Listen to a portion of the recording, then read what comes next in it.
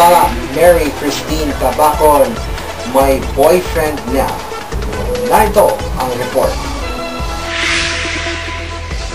Malipayon at blooming sa ngayon si Christine Tabacon na makapanayam ng news team sa Victoria Plaza, Davao at wala pang planong magpakasal silang dalawa ng boyfriend na tumanggi itong pangalanan.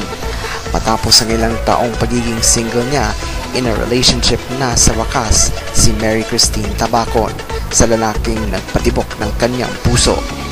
Ayon kay Tabacon na makapanayam ng news team, happy siya sa naging boyfriend na tumani ibigay ang kanyang pangalan para sa ikabubuti lamang ng kanyang privacy. At hindi rin nahiyang sabihin ni Tabacon na in a secret relationship sila ng kanyang boyfriend. Samantala, tila natahimik lamang si Tabacon nang hindi sinadyang banggitin ng news team ang kanyang timbang sa ngayon.